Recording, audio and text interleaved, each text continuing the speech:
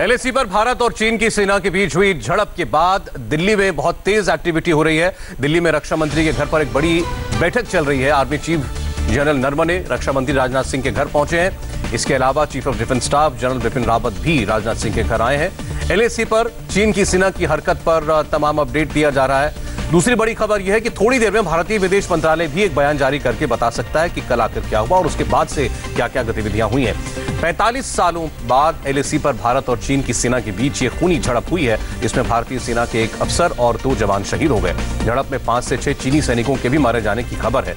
अब निगाहें इस बात पर हैं कि भारत चीन की इस हरकत पर कैसे रिएक्ट करता है। एलएसी पर तनाव कम करने के लिए एक और कमांडर लेवल की बातचीत हो रही है, वहीं दूसरी ओर दिल्ली में भी बैठकों का सिलसिला चल रहा है।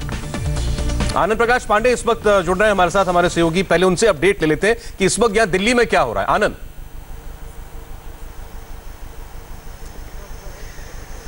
जी सौरभ, देखिए ये आज दिन की दूसरी बड़ी बैठक है, हाई लेवल बैठक है, जिसकी अध्यक्षता राजनाथ सिंह कर रहे हैं। और यहाँ बैठक में जैसा कि आपने बताया आर्मी चीफ और सीडीएस बिपिन रावत पहुंचे हुए हैं। अभी वहाँ पे क्या हालात है और साथ ही साथ जो बातचीत चल रही है वहाँ पर चीन के अधिकारियों के साथ, उसका क्या ताज़ा अपडेट है, उसकी ब्रीफिंग देने के लिए यहाँ पर आर्मी चीफ और सीडीएस पहुंचे हुए हैं।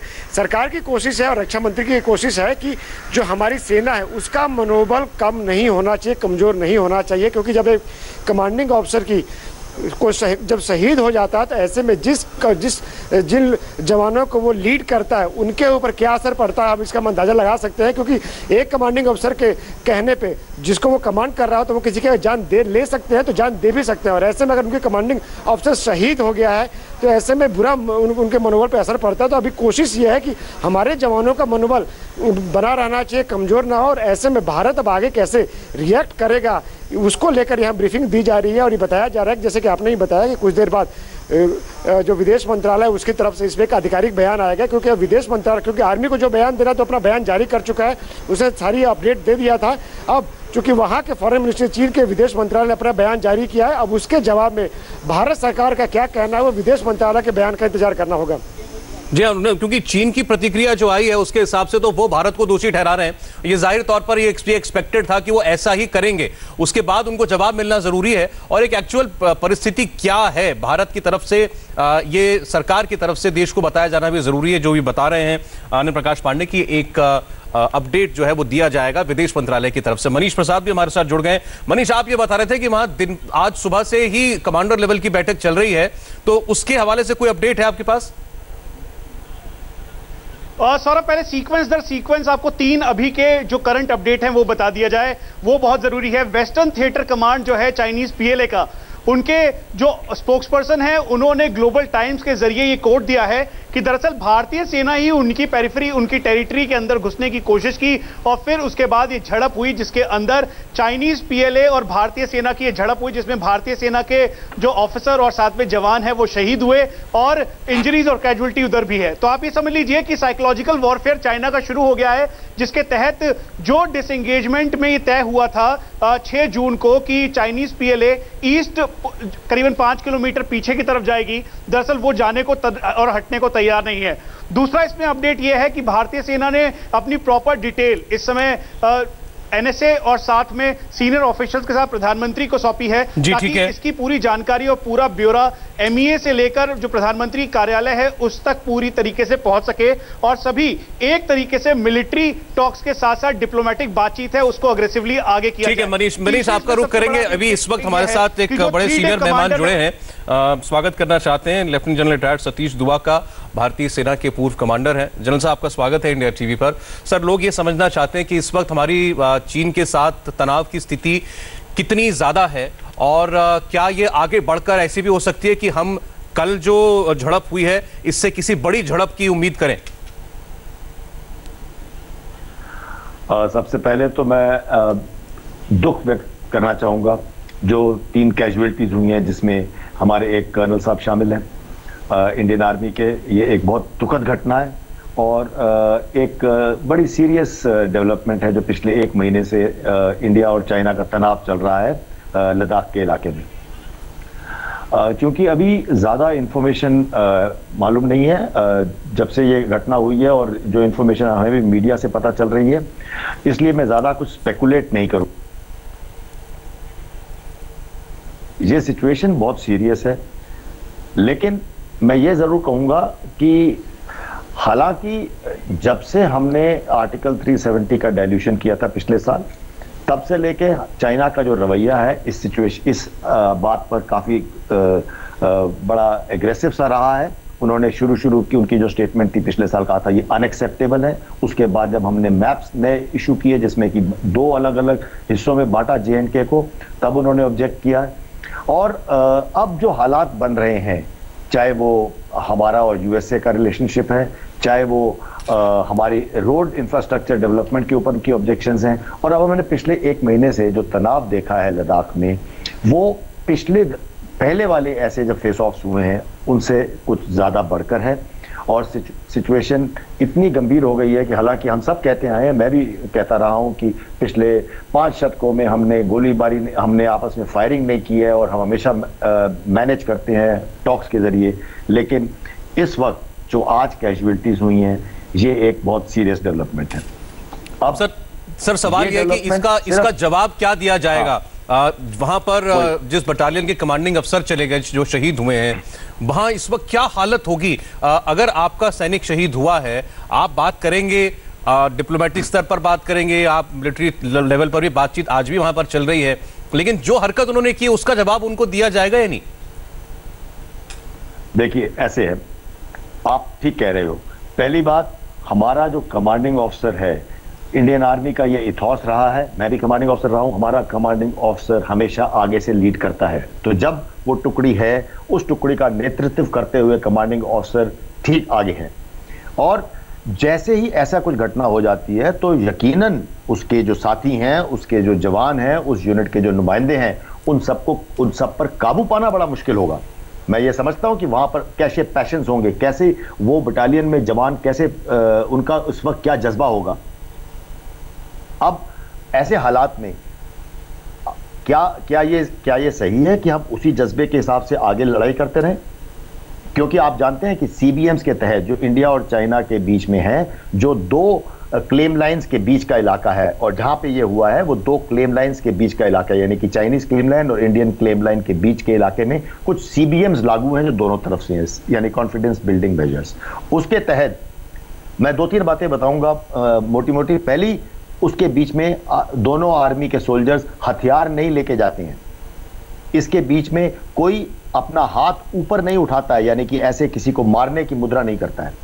और तीसरी बात, दोनों तरफ से फोर्सेस को वहां पर कोई एम्बुश लगाने की छूट नहीं है, कोई बंकर बनाने की छूट नहीं है, कोई फोर्टिफिकेशन बनाने की छूट नहीं है। ऐसे और कुछ एक CBMs हैं।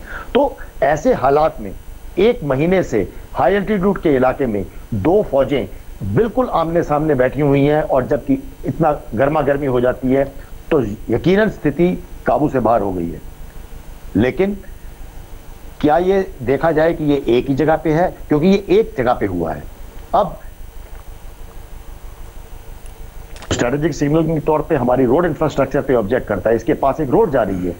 अब इस सिचुएशन पे कंट्रोल करने की चेष्टा की जा रही है, तभी तो दिल्ली में बातें हो रही हैं, तभी तो डिप्लोमेटिक स्तर पे बातें हो रही हैं, तभी वहां पर आज सुबह से एक 7-7:30 बजे से एक ब्रिगेडियर लेवल की मीटिंग चल रही है जहां पे ये घटना हुई है। और ये सुनने में आया कि ये घटना की मांग चाइनीज साइड ने की थी। तो अगर ये सब बातें हो रही हैं तो एक तरफ चेष्टा की जा रही है कि ये आउट ऑफ कंट्रोल ना चली जाए, और वरना मेरे जैसे फौजी के लिए कहना बड़ा आसान है कि नहीं, हमारे को जरूर इसके ऊपर अटैक करना चाहिए, लेकिन इस वक्त उस पैशंस को रोककर वहां पे उनको रोक के क्या हम आगे बढ़ सकते हैं? सर, युद्ध कोई नहीं चाहता, ये बात बिल्कुल साफ है, लेकिन अब जैसे आपने भी कहा कि इस वक्त हालात आउट ऑफ कंट्रोल नजर आते हैं। उन इलाकों में जहां पर आदमी हथियार लेकर नहीं चलता, जहां पर सैनिक हाथ ऊपर नहीं उठाता, आपने खुद बताया, वहां पर इतने सीनियर लेवल पर बातचीत के बाद और एक इतिहास होने के बाद कि चीन ऐसा करता है और फिर वापस चला जाता है, इस बार 2 महीने से ज्यादा उसके वहां पर जमे होने की वजह से आपको लगता है कि हम 62 जैसी स्थिति भी देख सकते हैं? क्योंकि आज हालात इतने नाजुक हैं, कुछ भी हो सकता है, एक और चैनल में मैं बोल रहा था जिसमें कहा कि एक तरफ से नेपाल, दूसरी तरफ से एलओसी में जो नेपाल का हमारा मैप का जो इश्यू चल रहा है, दूसरी तरफ एलओसी पे इतनी गर्मा गर्मी चल रही है, वहां पे हमने कितने सैनिक, दोनों तरफ से सैनिकों का हताहत हुए। अब अगर आप देखें तो ये सारी चीजें मिल के आ रही हैं उसी टाइम पे, जबकि देश में बल्कि पूरे विश्व में एक मेडिकल कोरोना क्राइसिस की बीमारी फैली हुई है, की इश्यू फैली हुई है। तो ये सब इकट्ठा हो रहा है, तो क्या हम इन सबको एक गहरी साजिश माने, या इनको ये देखें कि अब ये एक ऐसी स्थिति है जिसमें से कि हमें चाहिए कि हम सूझबूझ से काम लें। तो मेरा कहने का मतलब सिर्फ ये है, एक बतौर एक फौजी मेरे लिए तो बड़ा आसान है ये कहना कि चलो आज उन्होंने यहां किया तो हम यहां करते हैं, और टैक्टिकल कमांडर्स को जरूरत है एक ऐसी पोजीशन ऑफ स्ट्रेंथ ढूंढने की। मैं नहीं कहता हूं कि हम पीछे आ जाएं क्योंकि हम ये चाहते हैं कि लड़ाई ना हो, नहीं, हम अपना इंफ्रास्ट्रक्चर जरूर बनाएंगे। हमारी टेरिटरी की जो सेफ गार्डिंग है, जो इंडियन आर्मी का काम है, वो बिल्कुल नॉन नेगोशिएबल है। हमारे को अपनी टेरिटरी को हर हालत में सेफ गार्ड करना है, चाहे उसके लिए कितनी कुर्बानी क्यों ना देनी पड़े। तो वो एक हालांकि एक नॉन नेगोशिएबल है, लेकिन दूसरी तरफ जैसे आपने भी कहा, क्या हम चाहते हैं कि एस्केलेट हो, इसलिए हर स्तर पे बातचीत की जा रही है। स्थिति नाजुक है और हमें इसको बहुत गंभीरता से लेना पड़ेगा, और लेकिन इसको बड़े सेंसिटिव तरीके से हैंडल भी करना पड़ेगा। जन साहब, एक रिपोर्ट हम जरूर दिखाना चाहते हैं दर्शकों को, ताकि उनको एक क्लियर पिक्चर मिल सके कि हुआ क्या है और अब क्या हो रहा है और भविष्य में क्या होने की आशंका है। चीन सैनिकों ने कल रात एलएसी पर एक खूनी झड़प को अंजाम दिया। 45 साल बाद एलएसी पर खून बहा है। हमारे एक अफसर और 2 जवान शहीद हो गए। चीन के भी 5 से ज्यादा सैनिक मारे गए हैं, ऐसी खबरें हैं। लद्दाख में अगर चीन अपनी हरकतों से बाज नहीं आया तो युद्ध जैसे हालात बन भी सकते हैं, और इसके बाद क्या होगा, चीन को कैसे घुटनों पर भी लाया जा सकता है, देखिए इस रिपोर्ट में। क्या चीन सरप्राइज अटैक करना चाहता है? भारत से जंग हुई तो चीन की सेना के पास क्या ऑप्शन है? जमीन पर उसके पास कहां कौन से ठिकाने हैं? उनकी ताकत क्या है? कागज पर जिस पीपल्स लिबरेशन आर्मी के नंबर्स विरोधियों को डराते हैं, क्या वाकई वो जमीन पर वो हैसियत रखती है? बड़ा सवाल ये कि आखिर तिब्बत के इलाके में चीन का फोर्स लेवल क्या है? हार्वर्ड केनेडी स्कूल की एक रिपोर्ट बताती है कि चीन के पश्चिमी थिएटर कमांड में करीब 3 लाख सैनिक हैं, और ये तिब्बत और शिनजियांग मिलिट्री डिस्ट्रिक्ट्स में बटे हुए हैं। तिब्बत की भौगोलिक स्थिति बहुत अलग है। यहां फोर्स डिप्लॉयमेंट बराबर बनाए रखना आसान नहीं है। 4000 से 5000 मीटर की ऊंचाई पर बड़ी फौज को रखना चीन जैसे देश के लिए बहुत मुश्किल है, और रिपोर्ट के मुताबिक जरूरत पड़ने पर फ्रंट लाइन बेस के लिए चीन 40,000 अतिरिक्त फौज को डिप्लॉय कर सकता है, और ये तादाद 70,000 या 1 लाख या उससे ऊपर तक जा सकती है। जबकि चीन के लिए भारत की 2 सबसे बड़ी फॉर्मेशन बताती हैं कि भारत का फोर्स स्ट्रक्चर ज्यादा मजबूत है। लेह में तैनात 14वीं कोर में 1 लाख से ज्यादा सैनिक हैं। वहीं कोलकाता में तैनात पूर्वी कमांड में 3 लाख से ज्यादा सैनिक हैं, और इनमें बड़ी तादाद पूर्वोत्तर में सिक्किम और अरुणाचल प्रदेश के बॉर्डर का ध्यान रखती है। नंबर के लिहाज से भारत चीन के खिलाफ दोनों फ्रंट पर भारी है, लेकिन यह ध्यान रखना होगा कि मैदान और रेगिस्तान में लड़ने की बजाय पहाड़ और हजारों मीटर की ऊंचाई पर जंग अलग होती है। यहां दुश्मन से ज्यादा किसी फौज के लिए मौसम और भौगोलिक स्थितियां खतरनाक होती हैं। यहां सियाचिन जैसे हालात तो नहीं हैं, लेकिन इन दुर्गम पहाड़ों पर जंग लड़ना बड़ी बड़ी फौज के लिए भी आसान है, और इसीलिए चीन ने इस पूरे थिएटर को अलग कमांड की शक्ल दे दी। चीन की 20 लाख से ज्यादा आर्मी 5 थिएटर कमांड में बटी हुई है। चीन में 5 थिएटर कमांड है। जैसे भारत में दिशाओं के हिसाब से सभी सेनाओं की कमांड है, चीन में भी उसी तरह उत्तर, दक्षिण, पूरब, पश्चिम और मध्य कमान बनाई गई है। तिब्बत में भारत के खिलाफ मोर्चे की जिम्मेदारी चीन की पश्चिमी कमान के पास है। भारत तिब्बत सीमा यानी पश्चिमी थिएटर कमांड के लिए चीन के पास 4 लाख से ज्यादा की फौज है। इसके तहत Sichuan, Tibet, Gansu, Ningxia, Qinghai, Xinjiang और चोंगकिंग इलाके आते हैं। चीन की पश्चिमी थिएटर कमांड के जनरल हैं झाओ जोंगकी, जो 2016 से इस कमांड को लीड कर रहे हैं। इस थिएटर कमांड में वायुसेना का बड़ा हिस्सा आता है।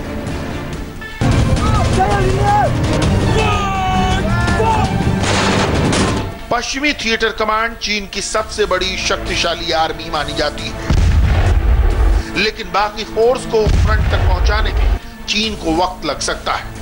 टैंक और बाकी साजो सामान बड़ी तादाद में तिब्बत भारत सीमा तक पहुंचाने के लिए चीन को लंबी तैयारी करनी होगी और इसमें सबसे बड़ा रोल निभाएगी चीन की थिएटर कमांड। 2016 में चीन ने अपने मिलिट्री स्ट्रक्चर में बहुत बड़ा बदलाव किया था। तिब्बत में पश्चिमी थिएटर कमांड को और मजबूत किया गया। चीन ने इसके तहत आने वाले तिब्बत मिलिट्री कमांड और शिनजियांग मिलिट्री कमांड को अपनी सबसे पावरफुल जमीनी फौज में तब्दील किया है। इसके तहत आने वाली चीन की एयर पावर पर नजर डाली। पश्चिमी थिएटर कमांड में चीन 4 fighter jet division, 1 bomber division और 1 ट्रांसपोर्ट डिवीजन आती है।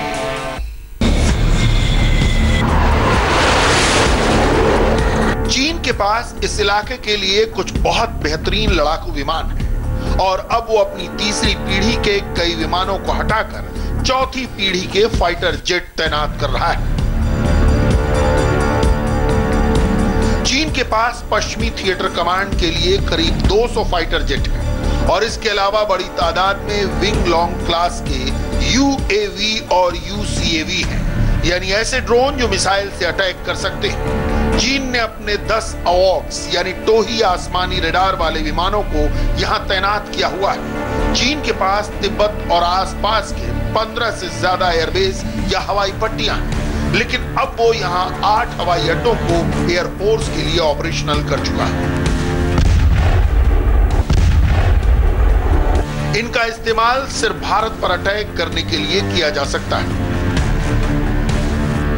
इसके जवाब में भारत ने तिब्बत की सीमा के आसपास 3 एयरबेस पर सुखोई 30 MKI विमान तैनात किए। उत्तर प्रदेश में बरेली और असम में तेजपुर और झबुआ। जबकि जरूरत पड़ने पर सुखोई और मिराज जैसे लड़ाकू विमानों को दूसरे फॉरवर्ड एयरबेस पर तैनात किया जा सकता है और इस वक्त ये LAC के आसपास पेट्रोलिंग भी कर रहे हैं ताकि चीनी वायुसेना की गतिविधियों पर नजर रख सके। 2017 में जब डोकलाम विवाद हुआ था तब चीन काफी दबाव में था। तब चीन ने लद्दाख से लेकर अरुणाचल प्रदेश के बीच LAC के आसपास बने एयरबेस पर लड़ाकू विमान तैनात कर दिए थे। चीन के पश्चिमी थिएटर के तहत यहाँ 4 बड़े एयरबेस और 1 मिसाइल बेस है। LAC के आसपास चीन के 8 बड़े हवाई अड्डे हैं और 14 हवाई पट्टियां हैं।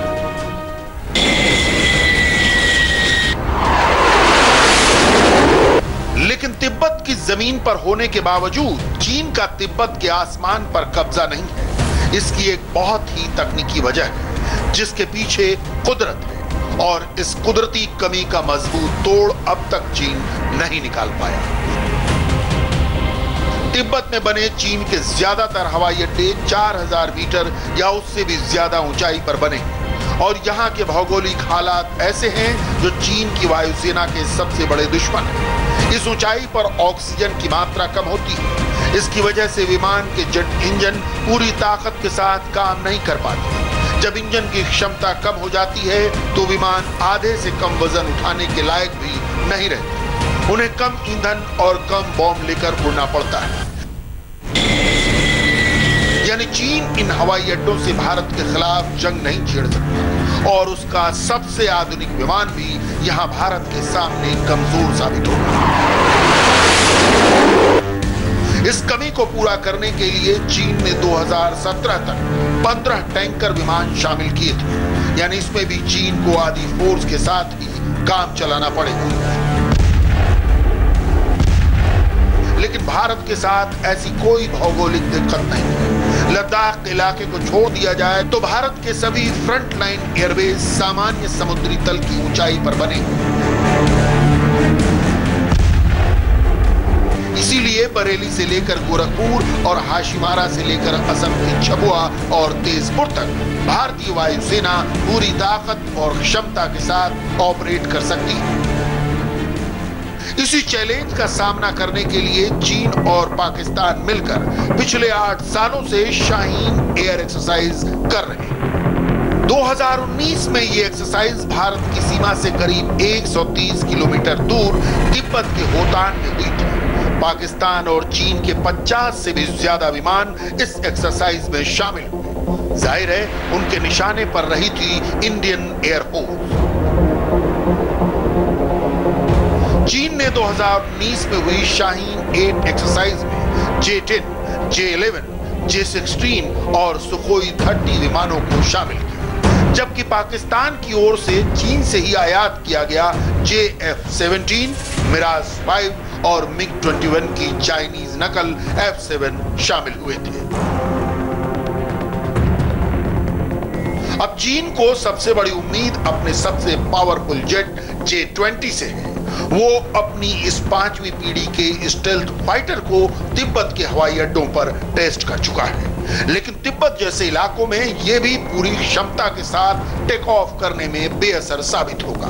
किसी भी मिशन के लिए J-20 को कम ईंधन लेकर उड़ना होगा, साथ में उसमें लगने वाली मिसाइल और बॉम्ब्स की तादाद भी आधी हो जाएगी। चीन की एयर पावर कैसे भारत के मुकाबले आधी हो जाती है, इसकी एक और मिसाल देखिए।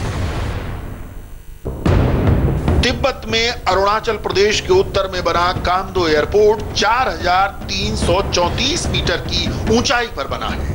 यही हाल कामदो एयरपोर्ट के पास बने दाओचिंग एयरपोर्ट का है। 4411 मीटर की ऊंचाई पर यह अभी दुनिया का सबसे ऊंचा एयरपोर्ट है। यहाँ की हवाई पट्टी 5.5 किलोमीटर लंबी है। यहाँ ऑक्सीजन कम होने की वजह से विमान का इंजन पूरी क्षमता से काम नहीं करता और विमान को लंबी दूरी तक दौड़ लगाने के बाद उड़ान के लिए रफ्तार मिलती है।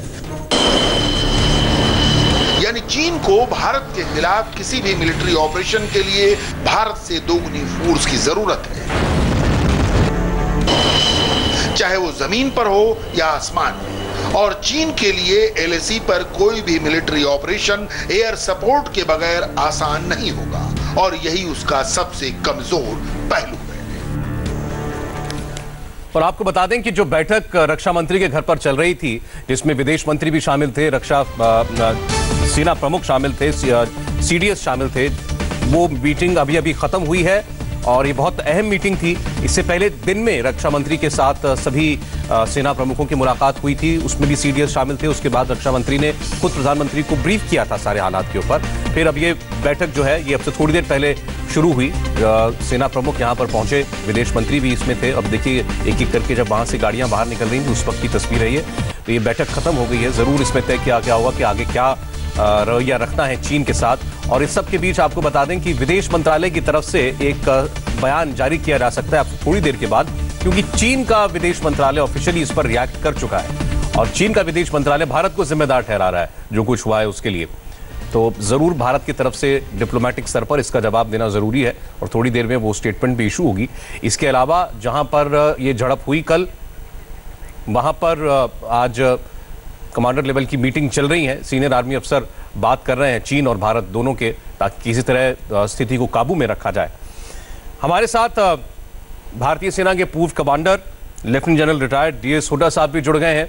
हुड्डा साहब, आपका इंडिया टीवी पर बहुत बहुत स्वागत है।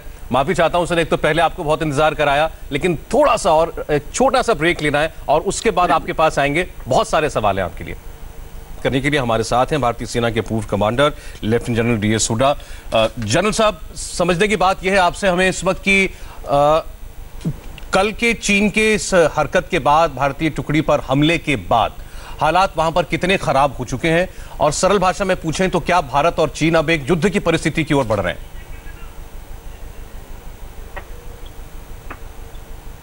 देखिए, मैं इतना तो नहीं बोलूंगा कि युद्ध की स्थिति की तरफ बढ़ रहे हैं, लेकिन हालत काफी खराब है। और मैं इसलिए बोल रहा हूँ कि क्योंकि जो सिचुएशन थी वो पहले से ही काफ़ी सीरियस थी। जब चाइना के सोल्जर्स ने आकर और 3-4 जगह में हमारे इलाके में घुसने की कोशिश की, 1-2 जगह परमानेंट डिफेंसेस बनाने की कोशिश कर रहे हैं, तो सिचुएशन पहले से सीरियस थी। और अब जब हमारे एक ऑफिसर और 2 जवान शहीद हो गए हैं, मेरे हिसाब से सिचुएशन काफ़ी सीरियस है और इसको बड़ी मुश्किल से सही करना होगा। युद्ध की तरफ हम जा रहे हैं। अगर कंट्रोल नहीं हुआ तो हो सकता है कि और सिचुएशन सीरियस हो जाए, पर इस हालत में ऐसा नहीं लगता कि दोनों तरफ मतलब युद्ध की तैयारी हो रही है।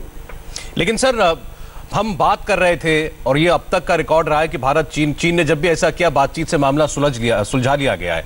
इस बार बहुत सारे लोगों का ये कहना है कि वो आया ही नहीं है बातचीत के इरादे से, वो वापस जाने के इरादे से इस बार आया ही नहीं है। क्या आप ये इस बात को सही मानते हैं? देखिए, पहले के लिहाज से जो पहले इंसिडेंट्स हुए हैं, जैसे कि डोकलम में, चूमर में, डेप्सांग में, ये जो सिचुएशन अभी हम देख रहे हैं ये उनसे अलग है। जिस तरह से वो आए हैं, जैसे आपने बताया, ऐसा लग रहा है कि वो वापस जाने की आइडिया से नहीं आए हैं।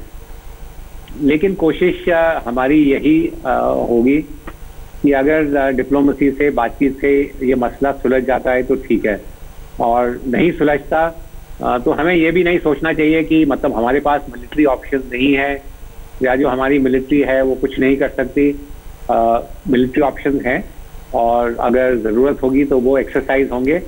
लेकिन पहली कोशिश यही है कि इस हालत में ना पहुंचे और हम ये सुलझा लें डिप्लोमेटिकली और पॉलिटिकली। सर, एक चीज और बताइएगा कि जब बातचीत चल रही है और एक बड़े सीनियर लेवल पर बातचीत हो रही है, लेफ्टिनेंट जनरल लेवल पर बातचीत हो रही है, उसके बीच में चीन कल की हरकत क्यों करेगा? कल उसने ये हमला किया है, ये क्या साबित करने के लिए किया है?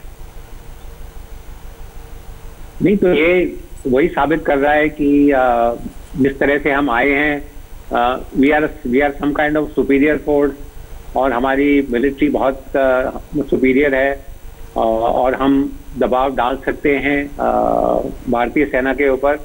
सो I think we'll have to think very very very carefully Saurabh कि इंडियन आर्मी को किस तरह से रिएक्ट करना पड़ेगा अभी, और किस तरह से अपनी तैयारी करनी है, और किस तरह से डिप्लोमेटिक और पॉलिटिकल टॉक्स चलेंगे। सबसे पहली बात जो मैं बताना चाहता हूँ, या जो मेरा सजेशन है, जो हम बोलते हैं रूल्स ऑफ एंगेजमेंट, वो बिल्कुल क्लियर होने चाहिए। ये मतलब जो मैं देख रहा हूँ कि उन्होंने पत्थर मारे हमारे ऊपर और आयरन रॉड से अटैक किया और हमने गोली नहीं फायर की, क्यों नहीं की? मतलब हमारे क्लियर रूल्स ऑफ एंगेजमेंट है। सोल्जर्स को जिस तरह से बिहेव करना चाहिए वो उस तरह से उनको बिहेव करना चाहिए। ये पत्थर मारना एक दूसरे को, ये सोल्जर्स का काम नहीं है। ठीक है सर, अभी क्योंकि बहुत ज़्यादा डिटेल्स और आई नहीं है, इसीलिए इस पर कुछ ज़्यादा कमेंट नहीं किया जा सकता। हमारे साथ इंडियन आर्मी के एक और पूर्व commander lieutenant general B S Jaswal साहब भी जुड़ रहे हैं। जनरल साहब, आपका भी बहुत बहुत स्वागत है।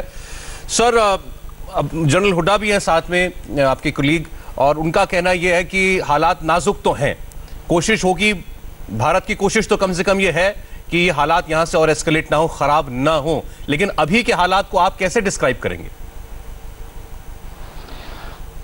जनरल साहब ने बिल्कुल सही कहा, हुड्डा साहब ने, कि हालात इस वक्त गंभीर हैं, इसमें कोई दो राय नहीं है।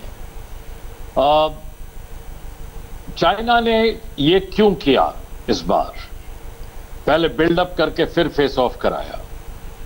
उसका मकसद एक है कि वो अपना मसल फ्लेक्सिंग करे और स्ट्रेंथ में रहे, और साथ ही साथ जो है उससे निकलेगा, क्योंकि इसकी डिप्लॉयमेंट पहले से हो चुकी है उधर, और टेरेन का जो इस वक्त उसके पास में है, टेरेन फ्रिक्शन उसके एडवांटेज में है जहां बैठा हुआ है। तो एक एस्केलेटरी डोमिनेंस जो बबल बनता है वो उसके हक में, ये आर्म ट्विस्टिंग और मसल फ्लेक्सिंग का है, एक पोजीशन ऑफ स्ट्रेंथ, ताकि वो कोई कंसेशन हमसे मांग सके। मकसद वो 5 जगह पर आया है, जब नेगोशिएशंस होंगे तो 4 जगह वो कहता कि हम चलो मान लिया हम वापस जाते हैं, लेकिन 5वीं जगह जो है फिंगर 4 वहां पे जो हम रहेंगे। अब ये जो है म्यूचुअल एडजस्टमेंट करना है नहीं करना है, ये जो है डिप्लोमेटिक लेवल के ऊपर डिसाइड होगा। जो हुड्डा साहब ने एक बड़ी अच्छी बात कही, जो रूल्स ऑफ एंगेजमेंट है, इसमें रूल्स ऑफ एंगेजमेंट दोनों कंट्रीज के बहुत क्लियर है। हमारी फौज जो है रूल्स ऑफ एंगेजमेंट को बिल्कुल सही तौर से कर रही है, लेकिन चाइना इस वक्त रूल्स ऑफ एंगेजमेंट को नहीं फॉलो कर रही है। ये वही कारण है, वो ही wants to be in a position of strength जी टू एक्सट्रैक्ट कंसेशंस। मेरा सिचुएशन रीडिंग का ये है सारा।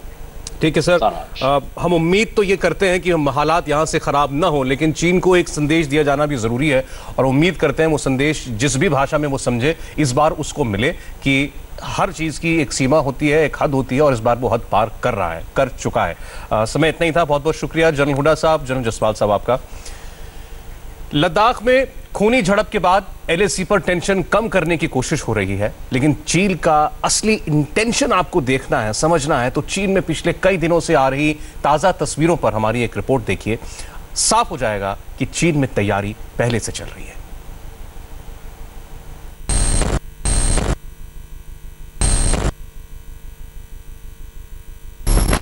रात के अंधेरे में टिमटिमाती तस्वीरें और इसमें दिख रही चीजों का सच सुनेंगे तो आप समझ जाएंगे कि चीन में क्या चल रहा है।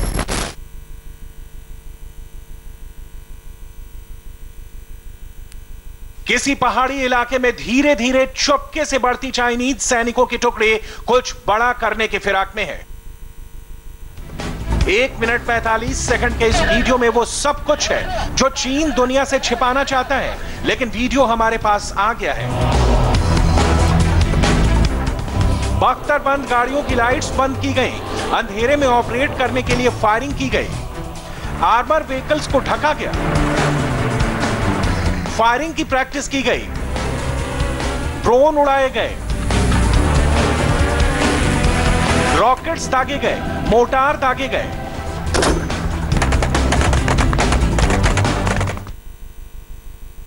चीन के पीपल्स लिबरेशन आर्मी के तिब्बत मिलिट्री कमांड ने रात के वक्त ऊंचे और पहाड़ी इलाकों में युद्ध अभ्यास किया। यह सिर्फ चीन के सरकारी अखबार ग्लोबल टाइम्स की एक हेडलाइन नहीं है, बल्कि सीधे सीधे युद्ध की तैयारी है और इशारा भारत की तरफ है। अभी हमने इस चाइनीज युद्ध अभ्यास का वीडियो आपको दिखाया, लेकिन इस वीडियो के इनसाइड स्टोरी सुनेंगे तो आप दंग रह जाएंगे। ग्लोबल टाइम्स में छपी खबर और उसमें लिखी बातें बम विस्फोट से कम नहीं है, क्योंकि इस आर्टिकल को पढ़ने के बाद ऐसा लगता है कि दाल में जरूर कुछ काला है। ग्लोबल टाइम्स के मुताबिक चीन की पीएलए के तिब्बत मिलिट्री कमांड ने कुछ दिन पहले ही 4700 मीटर की ऊंचाई पर अपने सैनिकों को भेजा था। ये सभी सैनिक वहां पर इन्फिल्ट्रेशन एक्सरसाइज यानी घुसपैठ एक्सरसाइज करने के लिए गए थे और इसके लिए ग्लोबल टाइम्स ने जिस शब्द का जिक्र किया है वो है बिहाइंड एनिमी लाइंस, यानी साधारण भाषा में कहें तो इशारा भारत की तरफ है और चीन भारतीय सीमा में घुसपैठ की प्रैक्टिस कर रहा है। यह युद्ध अभ्यास रात के वक्त हुआ और समय था लगभग 1 बजे। एक्सरसाइज किस तारीख को हुई थी अखबार ने इसका जिक्र नहीं किया है, लेकिन आगे हैरान कर देने वाले खुलासे किए गए हैं, क्योंकि एक्सरसाइज के दौरान चीनी सैनिकों ने अपनी गाड़ियों की लाइट स्विच ऑफ कर दी थी और नाइट विजन डिवाइसेस का इस्तेमाल किया।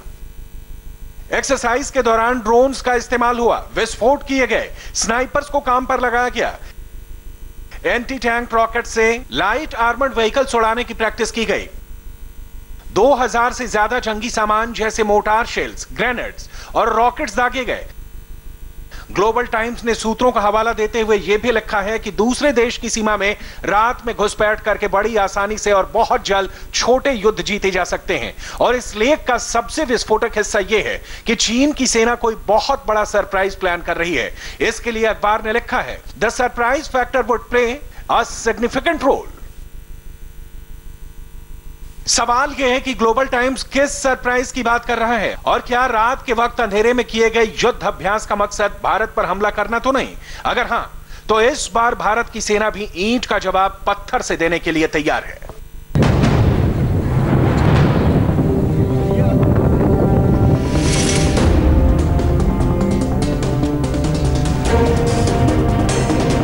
चीन के बारे में एक बात काफी मशहूर है कि वो जब भी बैकफुट पर होता है प्रोपेगेंडा सीरीज की मदद से साइकोलॉजिकल वॉरफेयर करने लगता है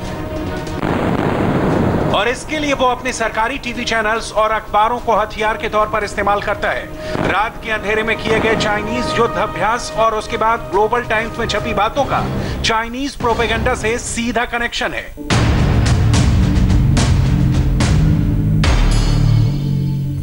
हाल ही में चीन में एक वीडियो काफी वायरल हुआ था जिसे चीन ने प्रोपेगेंडा के तौर पर इस्तेमाल किया।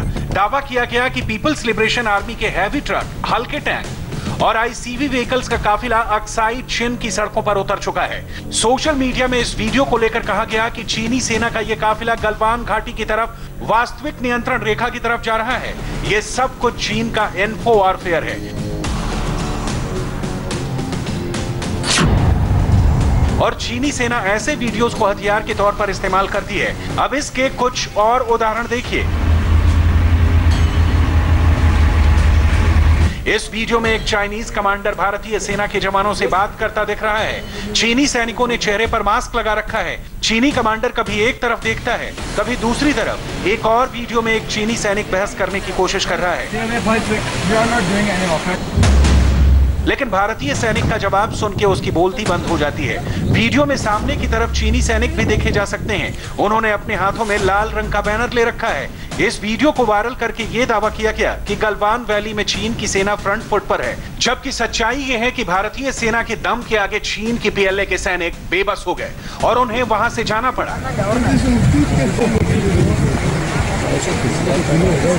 चीन की हरकतों का जवाब देने के लिए भारतीय सेना पूरी मुस्तैदी से लाइन ऑफ एक्चुअल कंट्रोल पर जमी हुई है।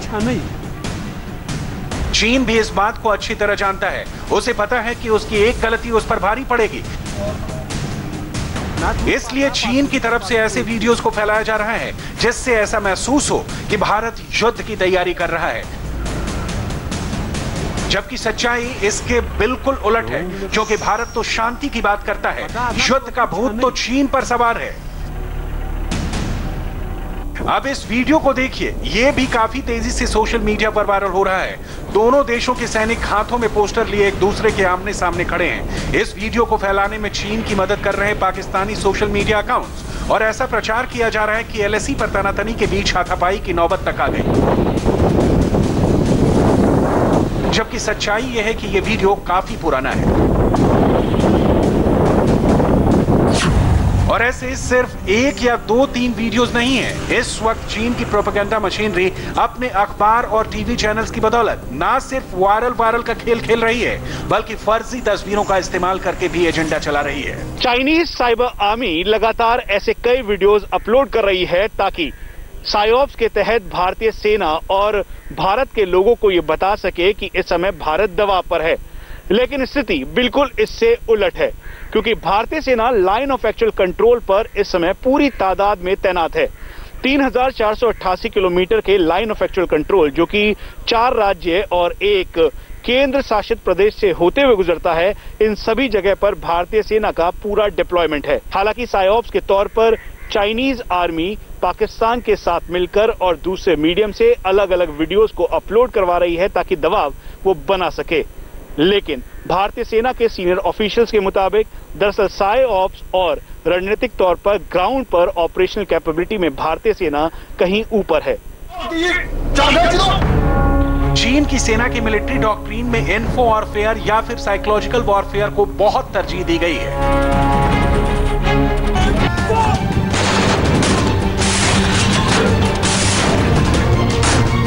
पहली बार ड्रैगन ने इसका खुलासा साल 2004 में अपनी सेना के व्हाइट पेपर में दिया था, लेकिन शुरुआत में इस नीति को साइकोलॉजिकल वॉरफेयर का नाम दिया गया था, मगर अब इसे इंफॉर्मेशन वॉरफेयर या फिर इन्फो वॉरफेयर का नाम दिया गया है।